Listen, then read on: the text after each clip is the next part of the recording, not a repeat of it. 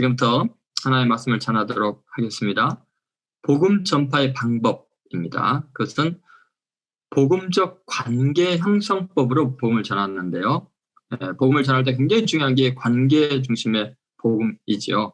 오늘 사도 바울이 데살로니가 교인들에게 어떻게 복음을 전했고 어떻게 데살로니가 교회가 이루어지게 되었는지 바울이 그리스도인으로서 또는 사도로서 데살로니가 교인들에게 어떻게 복음을 전하고 어떻게 교회를 세워나가는지 그 원리가 나와 있습니다. 그래서 복음 전파의 방법이 뭔가? 그것은 복음적 관계 형성을 통해서 이루어진다. 이것을 생각해 보면 되겠습니다. 아주 수년 전에요. 한 그리스도인이 세상을 떠났을 때였습니다. 도널드 그레이 반 하우스 박사가 필라델피아에서 거행된 그의 장례식을 집례하게 됐습니다. 이번에 집례할 때 장례식에 많은 사람들이 참석해 있었는데 평소에 고인과 이제 가깝게 지내던 중요한 사업가들이 많이 와 있었습니다. 워낙 유명한 사람이라. 근데 이 장례식에 사실 특이할 일이 하나 있었습니다. 그것은 뭐냐면 이 고인이 죽기 1년 전에 내 무덤가에서의 증언이라는 제목으로 편지 한 통을 썼습니다. 그리고 유서 속에다 넣어두었고 장례식 때 이걸 꼭 읽어달라고 부탁을 했습니다. 여러분도 한번 이거 해보세요. 괜찮을 것 같아요. 죽기 전에 내 장례식 때 이 편지를 좀 읽어주세요 라고 이렇게 편지를 보낸 다음에 유서에다 넣어가지고 이제 장례식 때 읽게 된 거죠. 그 내용이 개봉해서 읽기 시작했는데 이런 내용이었습니다. 지금은 나의 장례식이 거행되는 시간입니다. 하지만 나는 이 시간을 복음 증거의 시간으로 삼기를 원합니다. 맥, 자네도 지금 내 관을 바라보고 있는 군중들 가운데 있겠지? 친구여, 우리가 함께 골프를 칠 때마다 나는 그대가 복음을 받아들일 것을 얼마나 간절히 권면했는가. 하지만 그대는 그것을 받아들이지 않았다니. 조지, 그대는 지금도 내 예수 그리스도를 거부하려는가? 그분은 그대를 위해 죽으셨고 지금 그대에게 영생을 주기를 원하시는데도. 여기까지 읽자 사람들이 이제 자기 이름이 나올까 봐 가슴이 철렁 긴장한 그런 상태가 되었다고 합니다. 여러분, 우리는 사나 죽으나 주의 복음을 증거하는 삶을 살아야 됩니다. 그것이 인생의 남는 가장 유익한 일이고 영혼까지 가치 있는 일이겠죠. 그래서 그리스도인의 삶이라는 것은 모든 사람과의 관계에서 복음적인 관계를 형성해 나가야 한다는 거예요. 복음을 증거하는 삶을 살아야 되는 거예요. 심지어 이 사람은 죽으면서까지 이렇게 복음을 전하고 있지 않습니까? 그래서 오늘 몇 가지를 말씀을 나누려고 합니다. 첫 번째는요, 복음적 관계 형성의 기본 조건이 있습니다. 전제 조건이 있어요. 복음적 관계 형성이 이루어지려면 가장 중요한 기본적인 게 뭐냐면 폐를 끼치지 아니하려고 해야 된다. 네. 폐를 끼치지 않아야 된다. 그렇게 되는 거죠. 근데 여기서 이제 9절 말씀을 보면 이런 말씀이 있습니다. 형제들아, 우리의 수고와 애쓴 것을 너희가 기억하리니 너희 아무에게도 폐를 끼치지 아니하려고 밤낮으로 일하면서 너희에게 하나님의 복음을 전하였노라. 여기 보니까 너희 아무에게도 폐를 끼치지 아니하려고 밤낮으로 일했다. 이렇게 나오죠. 폐를 끼치지 아니하려고. 우리가 수고하고 애쓰는 것은 뭐예요? 너희 아무에게도 폐를 끼치지 아니하려고 밤낮으로 일하면서 너희에게 하나님의 복음을 전하노라. 이렇게 이야기를 하고 있습니다. 여기서 여러분 이게 폐를 끼치지 않는다. 폐라는 말은 헬라어로는 에피바레오라는 단어가 쓰이는데 이 폐라는 말은 무거운 짐을 말합니다. 다른 사람에게 짐이 되는 거. 또 정신적인 짐이나 부담, 걱정, 괴로움, 누군가를 고생시키는 거 이런 것들이죠.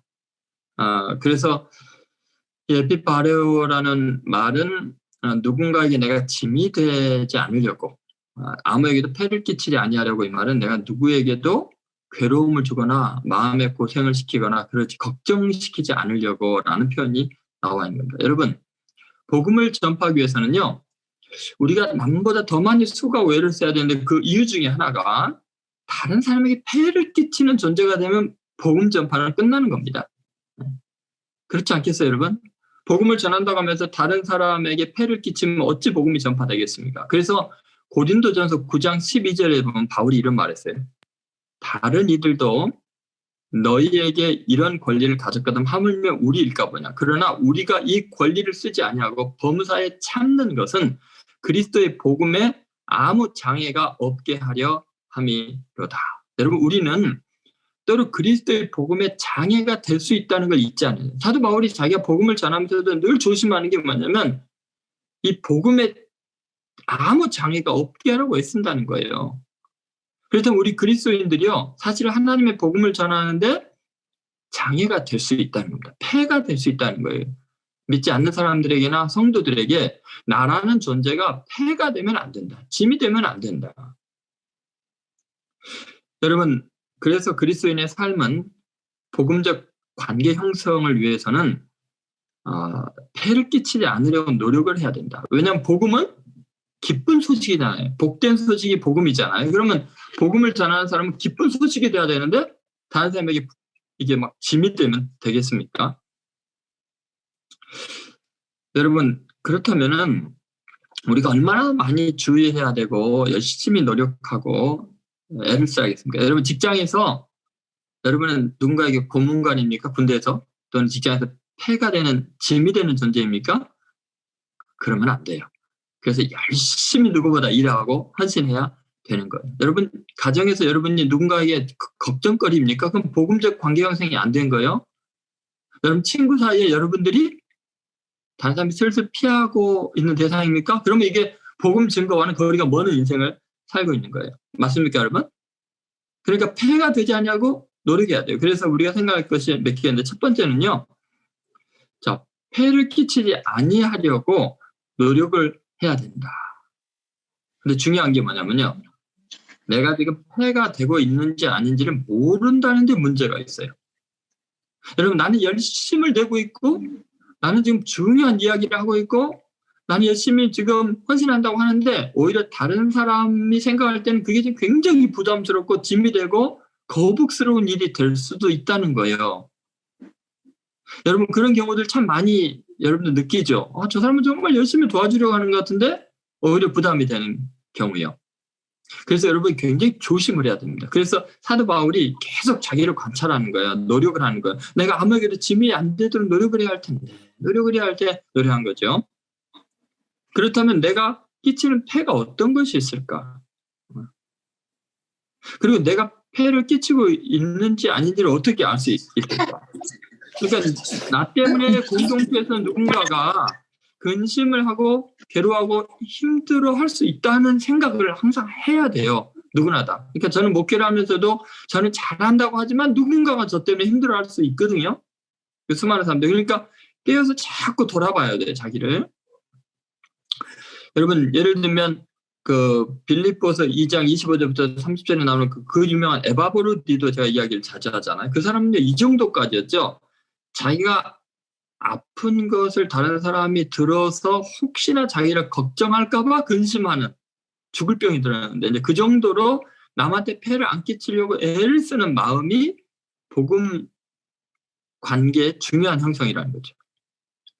예를 들면 이제 다윗 왕을 한번 생각해 봅시다. 다윗 왕 같은 경우에 정말 아주 훌륭한 사람을 한 명을 만나요. 그게 언제냐면 압살롬의 반란을 피해서 이제 목숨이 경각에 달릴 때 짐도 못 챙기고 정신없이 신하들과 함께 도망을 가게 됩니다. 근데 그 도망 다니는 과정에서 바르실레라는 사람이 요단강을 건너서 그곳에서 모든 것을 통해서 공개를 합니다. 그 바르실레라는 거부가요. 그 내용이 이제 사무엘상 17장 27절부터 29절에 있는데 제가 그냥 읽어드릴 테니까 한번 들어보세요. 다윗이 마하나임에 이르렀을 때 암몬 족속에게 속한 라빠 사람 나하스의 아들 소비와 로데발 사람 암멜의 아들 마길과 그 다음에 이렇게 나와요. 로글림 길르아 사람 바르실레가 침상과 대야와 질그릇과 밀과 보리와 밀가루와 볶은 곡식과 콩과 팥과 볶은 녹두와 꿀과 버터와 양과 치즈를 가져다가 다윗과 그와 함께한 백성에게 먹게 하였으니 이는 그들 생각에 백성 들에서 시장하고 고온하고 목마르겠다 함이더라.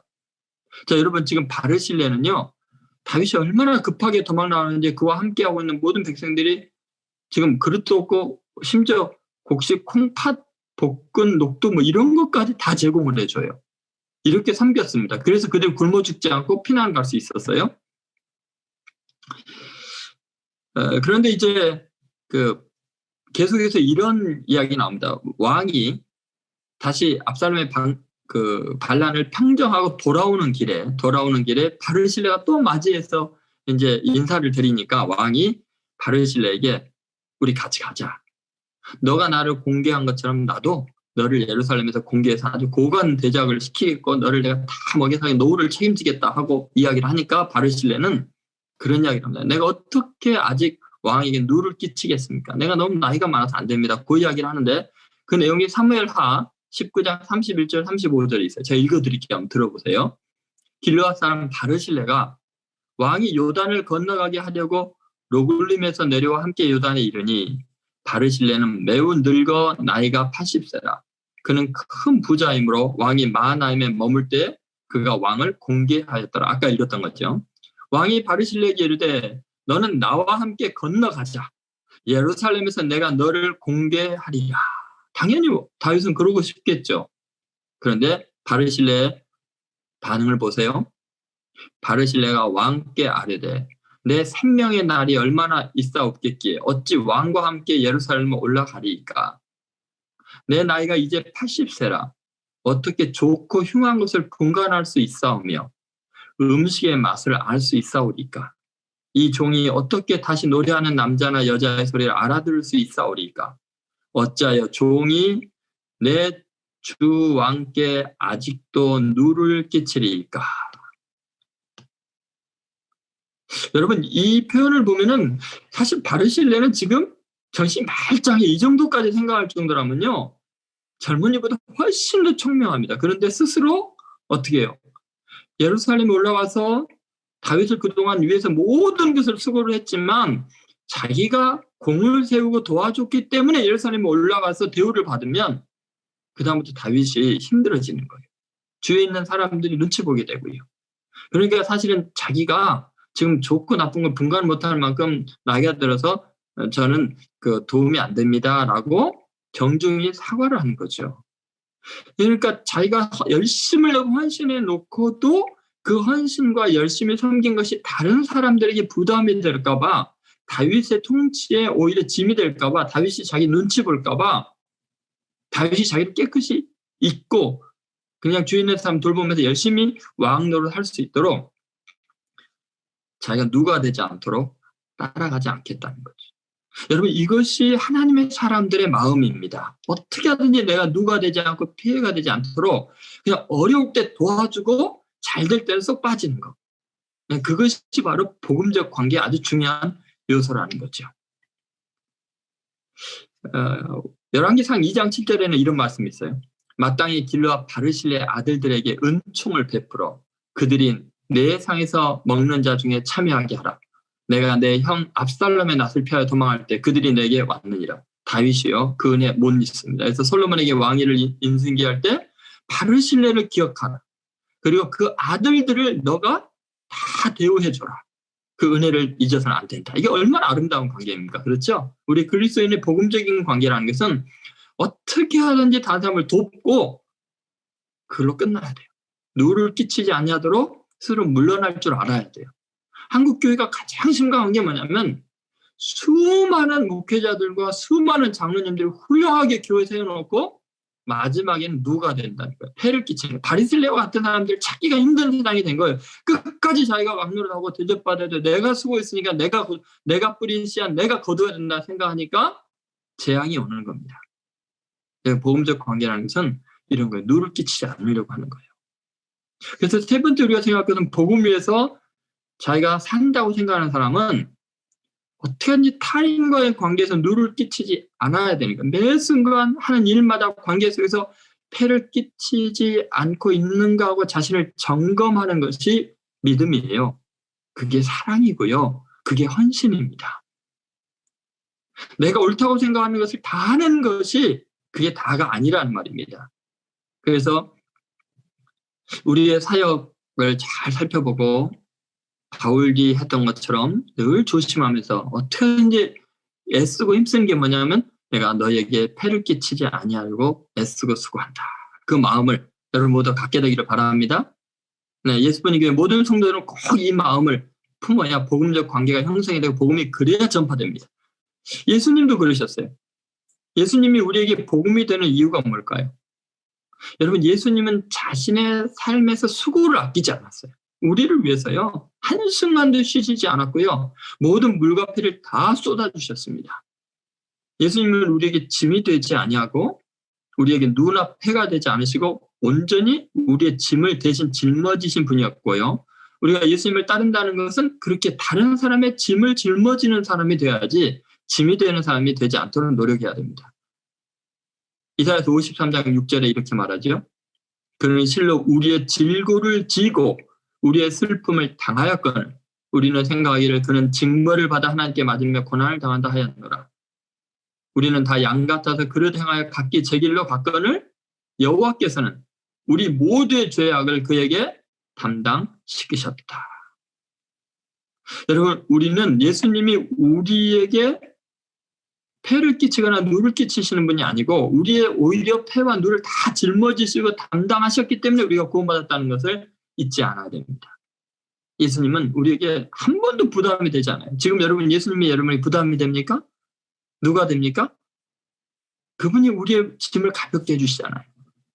그 예수님의 제자들로서 우리도 마땅히 다른 사람에게 폐를 끼치지 않냐고 애쓰고 오히려 다른 사람의 짐을 짊어지는데 노력하는 성도들 되시기를 주의 이름으로 소망합니다. 두 번째, 복음적 관계의 시각이에요. 여러분 이게 되게 중요한데요. 다른 사람, 복음적 관계 형성한다는 것은 어떤 시각으로 다른 사람을 바라보느냐의 문제거든요. 다른 사람을 구원할 때, 다른 사람을 도와줄 때 정말 중요한 것이 뭐냐면 내 시각으로, 내 수준으로 그 사람을 평가하는 게 아니고 예수님이라는 렌즈를 통해서 상대편을 바라보는 거예요. 그렇게 관계를 형성해 가는 거예요. 이게 중요합니다. 10절을 보시면 이런 말씀이 있어요. 10절 말씀 제가 읽어드리겠습니다. 우리가 너희 믿는 자들을 향하여 어떻게 거룩하고 옳고 흠없이 행하는지에 대하여 너희가 증인이요 하나님도 그러하시도다. 다시 한번 읽어드릴게요. 우리가 너희 믿는 자들을 향하여 어떻게 거룩하고 옳고 흠없이 행하는지에 대하여 너희가 증인이요 하나님도 그러하시도다. 여러분 이 말씀은 정말 깊이 있고 중요한 말씀입니다. 여러분 우리는 복음 전파하는 전파자의 삶, 복음을 전하기 위해서는 거룩한 삶을 살아야겠죠. 여러분 거룩한 삶이라는 것은 우리가 하나님께 속한 것이다. 그러니까 하나님의 사람이 되면 우리는 거룩해진다는 거예요. 그런데 이 거룩의 개념을 잘 생각해 봐야 됩니다. 자, 레위기 11장 45절에 보면 이런 말씀이 있어요. 레위기 11장 45절 제가 봉독해 올리겠습니다. 나는 너희의 하나님이 되려고 너희를 애굽 땅에서 인도하여 낸 여호와라. 내가 거룩하니 너희도 거룩할지어다. 이렇게 이야기를 하고 계시죠. 하나님은 우리에게 거룩을 요구하십니다. 하나님이 거룩하니까 우리도 구원받은 사람은 거룩해야 됩니다. 베드로전서 1장 15절 16절에 신약에서도 이렇게 말합니다. 오직 너희를 부르신 거룩한 이처럼 너희도 모든 행실에 거룩한 자가 되라. 기록되었을 때 내가 거룩하니 너희도 거룩할지어다 하셨느니라. 베드로전서 1장 15절부터 16절에 이런 말씀이 있습니다. 자, 이렇게 거룩한 자가 되라. 내가 거룩하니 너도 거룩할지어다. 이거 신구약에 공통으로 하시는 말씀인데 그럼 우리가 생각할 때 거룩이라는 게 어떤 거냐는 거예요. 여러분 이것은 굉장히 중요한 개념인데 내 스스로 완벽한 존재, 율법적인 의를 행해서 흠과 티가 없는 존재를 거룩하다고 말한다면 우리는 누구도 거룩할 수가 없어요. 그 거룩하다는 것은 내가 하나님께 소유된 사람이 되는 거고 하나님의 것이라고 고백하는 거죠. 그런데 그것은 놀랍게도 관계 속에서 거룩이라는 것이 가능한 거예요. 그래서 먼저 생각할 것은 뭐냐면 이 내가 거룩하다는 보장을 내가 할 수 없다는 거예요. 그것은 다른 사람과 하나님이 거룩하다는 것을 증명해 줘야 돼요. 그래서 오늘 그 10절을 보면 우리가 너희 믿는 자들을 향하여 어떻게 거룩하고 옳고 흠없이 행하는지에 대하여 너희가 증인이요 하나님도 그러하시도다. 이렇게 나오죠. 자, 누가 증인이에요? 너희가 증인이요 하나님도 그러하시도다. 다시 말해서 내가 어떻게 거룩하고 옳고 흠없이 행했는지에 대해서는 나는 거룩한 존재라고 주장할 수 있는 게 아니라는 거예요. 입증할 수도 없다는 거예요. 내가 그렇게 말한다고 의미가 없어요. 뭐냐? 다른 사람이 여러분을 보고서 저 사람 참 거룩한 분이야. 또 하나님께서 너 참 거룩한 존재다. 그렇게 인정을 해줘야 된다는 거죠. 그래서 중요한 것은 나 혼자만의 우월성을 의미하지 않는다는 거예요.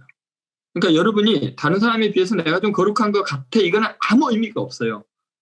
그래서 다른 사람과 하나님이 인정해야 되는 거기 때문에 그래야죠. 그래서 그 정신이 굉장히 중요한데, 자, 거룩하다고 할 때요. 내가 거룩하다는 개념이 아니고 다른 사람의 관계성 속에서의 거룩함을 의미하는 것을 잘 한번 보면 이러죠. 너희를 향하여 내가 어떻게 거룩하고 이렇게 나오죠. 우리가 너희 믿는 자들을 향하여 이렇게 나오죠. 너희 믿는 자들을 향하여 어떻게 거룩하고 옳고 흠없는지. 자, 이런 것입니다. 지금 내가 특별한 존재이기 때문에 거룩한 게 아니라 사실은 사도 바울은 내 자신은 죄인이고 보잘것없는 사람이라는 고백을 늘 했던 걸 여러분 기억하시죠? 자기 홀로 있을 때 자기가 존재 자체가 거룩하다는 이야기를 바울은 하지 않아요. 왜냐하면 나는 모든 성도 중에 가장 작은 자 중에 더욱 작은 자로다라고 고백했죠. 서신서에. 그리고 심지어 그는 디모데 전서 같은 데 보면 나는 죄인 중에 괴수라고 이야기하잖아요. 죄인 중에 괴수가 어떻게 거룩한 사람이 있을 수 있겠어요? 존재론적으로 거룩한 게 아니고 관계적인 차원에서 거룩한 걸 어떻게 할 수 있냐면은 오늘 10절에서 우리가 너희 믿는 자를 향하여 어떻게 거룩하고 옳고 흠없게 행하였는지 이렇게 나오는 거예요. 그러니까 지금 그들과의 관계에서 이 거룩하고 옳고 흠없이 행했다는 거예요. 근데 이게 어떻게 가능할까요, 여러분? 분명히 나는 죄인이고 저렇게 작은 자인데 왜 이게 가능할까요? 그것은 상대편을 대할 때요. 예수님이라는 필터 또는 안경을 끼고 보면 거룩하게 대해진다는 거예요. 그래서 예수로 옷 입은 사람들로 그들을 대하는 거예요. 믿지 않는 사람이나 성도들을 대할 때 예수님이 저 사람을 위해서 피 흘려 죽으셨다라고 생각을 하고 저 사람을 구원하는 구주가 내 주님 예수님이라고 생각한다면 그 사람을 대할 때 거룩하게 대하고요. 옳게 대할 수밖에 없어요. 내 주님이 목숨을 걸고 구원한 사람이니까. 내 주님이 사랑하는 사람이니까. 그래서 흠없이 대하는 거예요. 무슨 말인지 알겠습니까? 나는 비록 실수가 많고 초라한 인간이지만 다른 사람을 대할 때 그를 볼 때는 예수님을 대하듯이 대하니까 그들을 향해서 거룩하게 하고 옳게 하고 흠없이 한다는 거죠. 이것을 우리가 이미 그 경건선자 읽기에서 나누었죠. 보네프 목사님의 성도의 공동생활이라는 저서에서 분명히 이야기했잖아요. 그 보네프 목사님 하는 말은 뭐예요? 그리스도인의 관계라는 것은 직접적인 관계가 불가능하다. 너와 나의 관계가 아니다. 그것은 반드시 뭐예요? 어떻게 했어요? 우리 둘 사이에는 예수 그리스도가 있다는 거예요. 그리스도를 통해서만 다른 사람과 관계를 맺을 수 있다. 그러니까 거룩해지는 거예요, 관계가. 여러분, 제가 성도들 한 사람 한 사람을 대할 때 목사의 권위로 성도들을 대하는 게 아니고 예수 그리스도의 십자가의 보혈을 통해서 보는 거예요. 또 여러분이 저를 볼 때 조동천이라는 개인을 보는 게 아니라 그리스도의 사도로 예수님을 통해서 예수님의 말씀을 전하는 대언자로 보는 거예요. 그래서 거룩하게 대하고 옳게 대하고 흠없이 대하는 거예요. 그러니까 내가 거룩한 게 아니에요. 또는 성도가 거룩한 게 아니에요. 우리 주님이 거룩하시기 때문에 주님을 통해서 보면 우리가 거룩하고 옳고 흠없이 대할 수가 있게 되는 거예요. 무슨 말인지 알겠습니까? 사도 바울은 자기가 거룩해서 내가 거룩하게 너희를 대한다고 말하는 게 아니고 예수님 때문에 너희들을 거룩하게 대한다. 옳게 대하고 흠없이 대한다. 그렇게 이야기를 하는 거죠. 근데 말을 바꾸면 이렇습니다. 만약에 거꾸로 생각한다면 만약 예수님이 없으면요. 너 내 성질대로라면 죽었어. 이런 말 할 사람들 굉장히 많잖아요. 우리들. 그죠? 내 기분대로 내가 억울한 대로 너가 나 대하는 대로 대하면 너 가만히 안 둔다. 이런 게 많이 얼마든지 가능하잖아요. 그런데 우리가 그러하지 않는 이유는 뭐야? 여전히 거룩하게 대하고 옳게 대하고 흠없게 대하는 이유는 예수님 때문에. 예수님을 통해서 그 사람을 바라보기 때문이라는 거죠. 이제 예를 들어 볼게요. 이것이 사실인가? 자, 하나님의 사람들은 다 그렇습니다. 예를 들어서 다윗이요. 사울 왕이 악령이 들어서 자기를 죽이려고 하고 온 군사를 동원해서 해서는 안 될 짓을 하잖아요. 높당의 제사장 85명을 죽일 정도로 그렇게 큰 실수를 하잖아요. 그리고 자기를 죽이려고 쫓아다니는데 다윗이 사울 왕을 볼 때는 사울 왕과 다윗의 관계, 나를 죽이려고 하는 원수로 보는 게 아니라 놀랍게 그 사이에 하나님을 통해서 봅니다. 하나님의 기름 부음 받은 왕으로 봐요. 자기 개인에게는 빨리 제거돼야 되는 원수이지만 하나님은 그를 왕으로 기름 부어 세우신 분이기 때문에 내 원수이기 전에 하나님이 세운 기름 부음 받은 자라는 생각을 하니까 그를 거룩하게 대하고 옳게 대하는 거예요. 흠없이 대하는 거예요. 그래서 사울왕이 가장 추한 몰골로 자기 죽이려고 쫓아다니다가 굴 속에 들어와서 용변을 보고 있는데 그 굴 안에 다윗과 용사들이 있었잖아요. 그 무방비 상태의 사울왕을 죽일 수 있는 가장 추하고 냄새나는 존재인 상태에서 자기를 죽이려고 하는 그 인간을 처리할 수 있지만 옷깃만 잘 나가잖아요. 왜요? 여호와의 기름 부음 받은 자에게 결코 내 손을 대지 않겠노라. 그리고 나중에는 그 옷 벤 것도 회개하잖아요. 여러분 이것이 바로 우리가 사람을 대할 때 거룩하게 대한다는 거예요. 어떻게 사울왕 같은 인간을 거룩하게 대하겠어요? 나를 죽이려고 원수를. 여러분 사울이라는 청년이 다메섹에 있는 그리스도인을 잡아 죽이려고 왔을 때 예수님 만나고 나서 식음을 전폐하고 눈이 멀고 폐인이 되어 있을 때 아나니아가 가서 자기를 죽이려고 온 그 사람을 향해서 끌어안으면서 사울아 내 형제 사울아라고 말하면서 안수에서 눈을 뜨게 하는 이유는 뭐예요? 너와 나의 관계가 아니라 예수님이 택한 이방인을 위한 그릇으로 대하니까 거룩하게 대한 거예요. 자기를 죽이려고 온 사람을 옳게 대하고 흠없이 대하는 거예요. 이것에 실패한 대표적인 사람이 누구냐면 노아죠. 노아는요. 자신이 술이 취해서 벌거벗고 술주정을 하고 쓰러져 있는 것을 자기 아들 함이 봤다는 이유만으로 노해가지고 분노해갖고요. 자기 자존심이 상한 것 때문에 그 자존심 세우려고 그 아들을 아들로 보지 않고 원수로 보잖아요. 아버지로서 하나님의 사람으로서 거룩하게 대하지 않냐고 분노로 대하고 그를 저주하고 정말 해서는 안 될 말들을 자식에게 하고만 말죠. 이건 뭐예요? 거룩하고 옳고 흠없이 대하는 게 아니라 직접적인 관계로 대하다 보니까 아버지와 아들의 관계가 원수 관계로 바뀌어버리는 거예요. 근데 만약에 하나님이 개입이 돼 있다면 그러지 않았겠죠. 먼저 자기 자신의 부족함을 실수를 회개하고 아들한테 미안하다고 했겠죠. 아무리 노아여도 이러한 실수를 할 수 있는 거예요. 그러니까 항상 내가 깨어 있어야 돼. 내가 정말 거룩하고 옳고 흠없이 상대편을 대하는 것. 그것은 그들을 향해서 예수 그리스도의 마음으로 대하는 거예요. 시각으로 보는 거예요. 그렇지 않으면 우리는 순간적으로 내 의 때문에 사람들에게 무례하게 행할 수 있어요. 내가 거룩하고 나는 옳고 나는 흠없는데 너가 문제야 이렇게 돼버리면 그거는 이미 복음적 관계가 아닌 거예요. 너와 나의 관계, 세속적인 관계 똑같이 돼버리는 거죠. 그래서 산상보훈에서 예수님이 하신 말씀이 뭐예요? 나를 위해서 핍박하는 자를 위해서 기도하라고요. 핍박하는 자를 위해서 기도하라. 저주하지 말라고. 원수를 사랑하라고 하신 거예요. 왜요? 그 핍박하는 자, 그 원수가 바로 예수님이 그의 죄를 위해서 십자가에 죽으신 하나님의 사랑받는 자이기 때문이에요. 여러분 예수님은 십자가에 자기를 못 받고 저주하는 자들을 향해서 뭐라고 했어요? 아버지 저들의 죄를 사하여 주옵소서. 자기들이 하는 일을 알지 못하면 이게 바로 거룩하고 옳고 흠없게 대하는 모습이었어요. 왜냐하면 예수님은 당신의 보혈로 그들의 죄를 씻은 상태로 거룩한 모습으로 보기 때문에 그래요. 여러분, 그리스도인은 타인을 대할 때 그렇게 대해야 돼요. 예를 들어서 다윗이 압살롬과의 관계에서 참 그 안타까운 경험을 하게 됩니다. 왜냐하면 그 압살롬은 아들인데 자기 아버지를 죽이려고 반란을 일으켰잖아요. 그런데 다윗의 놀라운 점은 뭐냐면 아버지이기 때문에, 하나님의 사람이기 때문에 압살롬이 자기를 죽이려고 하는데도 불구하고 그를 끝까지 선대하라고 요압 장군에게 명령을 합니다. 그를 죽이지 말라는 거예요. 어떻게 하든지 그를 선대해달라고 부탁을 합니다. 그것은 아버지의 마음이고 하나님 아버지의 마음이기도 하죠. 근데 요압은 압살롬을 죽이죠.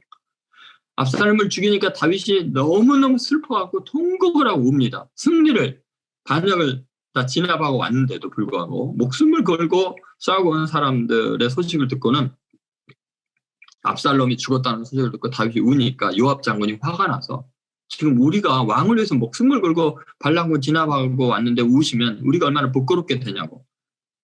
만약에 지금 울음을 그치고 얼굴을 화색을 띠고 백성들 앞에 나오지 않으면 당신이 지금 당하는 환난보다, 예전에 당하는 환난보다 지금이 더 어려워질 거다고 협박을 했어요. 요압 장군이. 여러분, 이것은 요압 장군으로서 하나님이 세운 왕에게 거룩하고 옳고 흠없게 대하는 것이 아니었어요. 자기의 의 때문에 세속적인 관점으로 대하다 보니까 무례하게 행한 거예요. 이것 때문에요, 요압은 영원토록 평생을 다윗과 함께 해놓고는 마지막에 다윗의 37 용사의 명단에서 다윗의 인생을 정리하는, 최종적으로 하나님의 나라를 위해서 헌신한 용사들의 명단에서 요압이 빠져버립니다. 그렇게 헌신하고 다윗과 평생 같이 해도. 그러니까 여러분, 복음적 관계 형성이라는 것은 결정적으로 중요합니다. 우리가 정말 예수님의 복음을 믿는 사람들이라면 다른 사람 앞에서 항상 시각이 달라야 돼요. 예수님을 통해서만 봐요. 이렇게 제가 안경을 끼고 보잖아요. 안경 내리면요, 여러분 얼굴이 안 보여요. 안경을 끼면은 보여요. 예수님이라는 안경을 끼고 봐야 제대로 보여요. 하나님의 자녀의 얼굴들이 보이는 거예요. 여러분, 복음적 관계 형성에 있어서 중요한 게 바로 복음적 시각이에요. 여러분, 꼭 그렇게 다른 사람들을 아름답게 보시기를 주의 이름으로 축원드립니다. 마지막으로는 이제 이렇게 하나님께 합당하게 행하려는 그런 그 목적이 뭐냐는 거예요. 예. 복음적 관계의 목적은 결국은 이제 권면하고 경계하고 위로해서 하나님 나라와 영광에 합당하게 행하려고 하시는 거죠. 이것은 제가 간단하게 말씀을 마치도록 하겠습니다. 너무 시간이 많이 가는 것 같아서 여러분 힘드실까 봐 11절과 12절 말씀을 한번 같이 읽어보도록 하겠습니다. 11절, 12절 같이 읽겠습니다. 너희도 아는 바와 같이 우리가 너희 각 사람에게 아버지가 자기 자녀에게 하듯 권면하고 위로하고 경계하노니, 이는 너희를 부르사 자기 나라와 영광에 이르게 하시는 하나님께 합당히 행하게 하려 함이라. 여러분, 지금 이렇게 하나님께 합당하게 행하려는, 이게 복음적 관계 형성의 목적이 나와 있는 거죠. 그 복음적 관계 형성을 위해서 그렇게 시각으로 바라보고 그렇게 폐를 끼치지 않는 목적이 뭐예요? 바로 하나님 나라와 영광에 이르게 하시는 그 하나님 보시기에 합당하게 행하게 하려고 그런다는 거죠. 자, 그렇다면 이게 어떻게 가능할까요? 그것은 먼저 이 하나님 안에 있는 자녀들, 복음적 관계는 가족 관계로 규정이 되어야만 이게 가능하다는 거죠. 자, 한번 보세요. 우리가 너희 각 사람에게 아버지가 자기 자녀에게 하듯이 권면하고 위로하고 경계한다고 하나요? 자, 여러분, 누구에게 권면하고 위로하고 경계하는 거예요? 아무한테나 하면 안 돼요. 지나가는데 어떤 청소년이 잘못하고 있는 것 같아요. 그래서 여러분, 권면하고 위로하고 경계하다가 맞아 죽을 수도 있어요. 네가 뭔데 이래요. 그런데 내 자식이 그러면 어떻게 아버지가 자기 자녀에게 하듯 할 수 있어요. 여러분, 목회자인 제가 여러분의 나이와 상관없이 권면하고 위로하고 또 경계할 수 있는 이유가 뭐예요? 우리는 그리스도 안에서 한 가족이기 때문에 그게 가능한 거예요. 나이와 상관없이. 여러분, 우리는 그리스도 안에서 한 가족이라는 것을 잊지 않아야 돼요. 그러니까 네 편, 내 편이 없어요. 지금 내가 여러분에게 어떤 권면을 하고 경계하고 그런 것들은 여러분을 사랑해서 하는 거예요. 가족은 그래요. 또 여러분이 제게 어떤 말을 하는 것도 사랑하는 마음으로 하는 거죠. 권면하고 경계하고 그런 것들이 위로하고 이런 것들이 다 그런 거 아니겠어요? 그렇게 할 수 있는 이유는 뭐냐면 뭐가 목적이냐면요. 그 목적은 하나님 나라와 영광에 이르도록 훌륭한 사람으로 서로 돕기 위해서예요. 하나님 나라와 영광에 이르게 하기 위해서. 그게 하나님의 목적이니까요. 그래서 하나님 보시기에 합당하게 행하게 하는 것이 목적이라는 거죠. 여러분, 우리는 정말 하나님께서 우리를 부르셔서 하나님 나라에 합당한 사람으로 만들려는 그 놀라운 하나님의 꿈이 있는 존재라는 걸 잊지 않아야 돼요. 그런데 죄성이 있는 우리들이 절대로 그냥 하나님의 영광에 이를 수가 없어요. 끊임없이 누군가가 나를 권면해주고 위로하고 경계하지 않으면 우리는 하나님의 영광에 이를 수가 없는 존재들이에요. 혼자서는 안 돼요. 그래서 우리들의 삶에는 영적인 스승이나 아비처럼 권면하는 사람이 있어야 되고요. 여러분의 나이나 지식이나 경제적인 규모와 상관없이 누군가는 여러분에게 그 쓴소리도 좀 해주고 어떤 위로해주고 경계할 수 있는 대상이 있어야 돼. 이것은 진정한 의미의 성도 간의 교제, 복음적인 교제 안에서 가능한 거예요. 여러분은 고난을 달게 받을 수 있겠어요? 그렇다면 복음에 합당한 관계가 형성되어 있는 거예요. 근데 고난을 달게 못 받고 누가 나한테 권면하거나 경계하면 막 성질나고 화나고 이거는 지금 복음적 관계가 아니에요. 자기 의에 사로잡힌 거예요. 내가 죄인이라는 고백이 아니고 내가 스스로 의롭다고 생각하니까 누가 조금 지적만 해주면 뒤집어지고 화나고 그런 거예요. 그는 십자가의 복음을 믿는 게 아니라 자기 의를 믿는 거죠. 그래서 여러분, 우리 그리스도인들은 늘 이런 친밀한 가족관계라는 걸 잊지 마세요. 그래서 누가 좀 무슨 말 했다고 삐지거나 상처받거나 그것은 도저히 있을 수 없는 일이에요. 그럼 복음적 관계 형성이 안 됐다는 걸 의미하죠. 우리의 목표는 예수 그리스도를 닮아가는 거예요. 하나님 나라와 영광에 이르는 수준 높은 존재가 되려면 끊임없이 자기를 쳐서 복종해야 되고 자기의 부족한 면을 누군가 지시해주면 고마워하는 그런 사람이 되어야 될 줄로 믿습니다. 그렇게 하나님 나라에 귀하게 쓰임받는, 그래서 복음 전파의 정말 일꾼으로 흠없이 쓰임받는 성도 여러분들 되시기를 주의 이름으로 축원드립니다. 자, 기도하겠습니다. 제가 기도하고 축도를 마치겠습니다. 거룩하신 하나님, 오늘 복음적 관계 형성의 중요한 진리들을 깨달아 알게 하셔서 감사를 드립니다. 아버지 하나님, 이제 저희들이 복음에 합당하게 행하기 위해서 다른 사람에게 폐가 되지 않도록 늘 깨어 기도하는 저희들이 되게 하여 주옵소서. 그리고 정말 주님의 나라와 복음의 영광을 위해서 날마다 자기 자신을 돌아보고 늘 권면하고 위로하고 경계하는 사람들의 말을 달게 받아들이며 날마다 새롭게 회개하고 주님 나라에 합당한 자들로 변화되는 은혜를 허락하여 주옵소서. 예수뿐인 교회가 오직 예수님을 통해서만 서로를 바라보고 예수 그리스도로 옷 입고 거룩하고 옳고 흠없이 서로를 대하며 이 시대에 복음의 전파자들이 될 수 있도록 우리를 사용하여 주옵소서. 예수님의 이름으로 축복하며 기도합니다. 아멘. 지금은 우리 주 예수 그리스도의 은혜와 하나님 아버지의 극진하신 사랑과 성령의 감동하심이 이제 복음 전파자로서 거룩하고 흠없이 사람들을 대하며 하나님의 나라와 영광에 합당한 자로 부름받기를 소망하는 하나님의 아들, 딸들 머리 위에 예수뿐인 교회와 이민족 위에 지금으로부터 영원히 함께 하시기를 간절히 축원하옵나이다. 아멘.